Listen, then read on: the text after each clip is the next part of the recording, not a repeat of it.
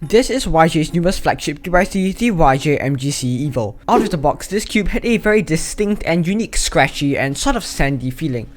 Although this cube was pretty fast and uncontrollable out of the box, I could definitely tell that there was some friction going on and that I would have to set it up later. This cube was $25 at speedcubeshop.com, measures 56mm and weighs 80 grams, which is pretty normal stats for a current Cuberzz V. For $25, the main competitors will be cubes such as the WRM 2021 and X-Men Tornado V2, which also cost around $25. Let's talk performance. For starters, this cube's corner cutting is pretty normal, cutting 45 degrees but not too much past that.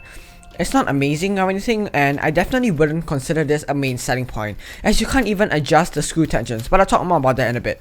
For the most part, I don't get many lockups and my algorithms usually flow pretty well, as you guys can see from here. Although I mentioned it was quite uncontrollable out of the box, after a bit of setup, this cube doesn't have many stability issues, and I don't usually overshoot while turning this cube.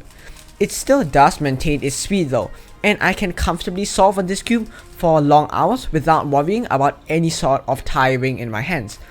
I'll talk more about how I set this cube up, as well as how to customize it towards the end of the video. But I haven't seen any major issues with the performance so far, and overall this cube is pretty solid in this department.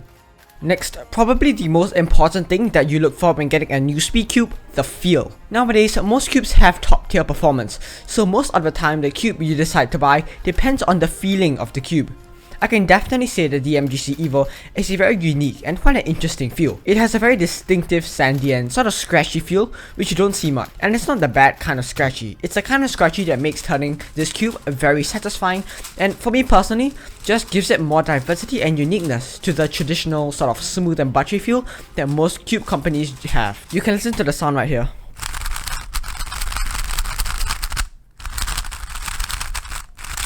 This makes the MGC EVO stand out quite a bit more to me, and in a time like 2022 when pretty much all cubes have great performance, the feel starts to play a bigger role in buying choices, and this makes the MGC EVO a pretty good contender right now.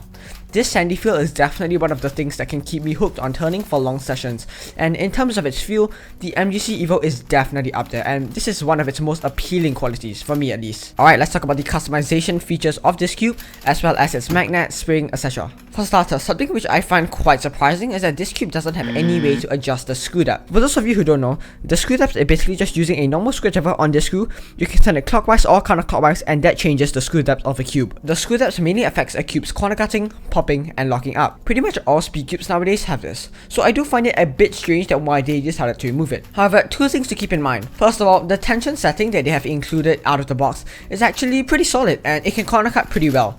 And secondly, removing one of the properties that you have to customize yourself makes this cube more simple to customize. It can sometimes be quite confusing if you have so many customization options, and I think YJ was really trying to make it more simple for cubers to pick their settings, so I don't have many major issues with this.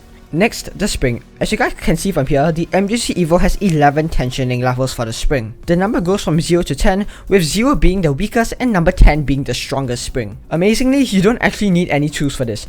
You can just take your fingers like this, you can turn it clockwise to make it a tighter spring, or turn it counterclockwise to make it a looser spring. So you guys can kind of see the numbers 2, 3, 4, 5 there, and right now it's pointing at setting number 1, which is my personal setting, and it's a little bit fast for me, but I think that anything too much stronger than this will make the cube lock up too much, so I'm reasonably happy with my current setting of setting number 1. If you pick this cube up, definitely try a couple of settings, like setting 0, 5, 10, and from there just decide roughly what kind of number you want. And last of all, we have the magnet. So as you can see, the MGC EVO has 6 different magnet levels, and you can adjust it by changing the magnets over here. So what you do is you take this screwdriver, and this screwdriver will be included in the box when you buy this cube. You can put it into this arrowhead right here. As you can see right now, it's pointing at number 5, which is my personal setting. So from here you can turn it clockwise like that. Turn it clockwise or counterclockwise, just depending on what setting you want. So the numbers go from number 1 to number 6. Number 1 is the weakest spring and number 6 is the strongest spring. So the larger the number, the stronger the spring. For those who still don't understand how to adjust all of these settings, there's actually a QR code which YJ includes, which leads to a tutorial on their YouTube channel on how to customize the cube, which is a pretty good tutorial, so I'll leave a link in the description if you're interested. Now unfortunately, although this cube is very good, it is not going to be my main personally for a few reasons. First of all, I personally have quite an aggressive turning style, and sometimes I do get some catches and lockups on this cube. This cube isn't as reliable to me as my current main, the WRM 2019 and the WRM 2021. However, this shouldn't be a huge problem if you either have a light turning style or are willing to calm your turning a bit for this cube. Secondly, this cube's outer surface is frosted, and usually I don't have a problem with this. Like my Meilong and WRM 2021 came with frosted plastic, and I mean they're totally fine now. But for the MGC EVO, I just feel like the finish is a bit too frictionless and easy to slip off. Like just take a look at this experiment where I hold these two cubes with around the same force. The cube on the left is the MGC EVO, and it's a lot harder to grip onto than the WRM. Now, do I think y'all should get this cube in 2022? Well, as I mentioned earlier, this cube's performance is perfectly fine, and its unique feel is definitely something that I'm sure you guys will be interested in. However, there are some drawbacks as well. To be honest, I think that if you want an interesting, unique, distinctive, and overall just different feeling cubes as compared to the same old smooth, and even more smooth, this cube's sandy feel is very appealing, and I think that it's an extremely good cube for the price. Purely talking about the performance though, I think that the WRM 2021 would be more worth it if performance is what you're after. For those who are interested, I recently made a video on the best T at every price range, from budget cubes to the most premium cubes if you're interested. I'll leave a link in the description as well. If you guys thought this video was useful and decide to get this cube, please consider getting it at speedcubeshop.com and using my discount code MCuberzz to get a discount on your order. I would really appreciate it. As always, thank you so much for watching, and I'll see you guys next time.